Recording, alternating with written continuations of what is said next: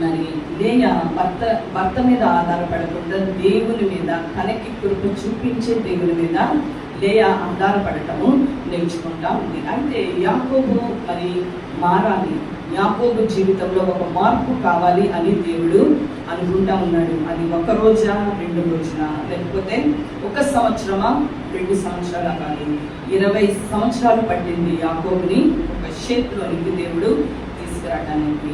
మరి యాకోబుని షేప్ చేయడానికి 20 సంవత్సరాలు లాభాన్ని వాడుకున్నట్లుగా మనము చూస్తున్నాము. మరి యాకోబు పేరు ఇజ్రాయేలుగా దేవుడు మార్చాలి అనుకుంటే, ఇజ్రాయేలుగా మారటానికి ఆయనలో కొన్ని క్వాలిఫికేషన్స్ దేవుడు కావాలి అనుకుంటున్నాడు. మరి ఆ నిచ్చెన యేసయ్య, దేవుడు ఆయన విడవలేదు.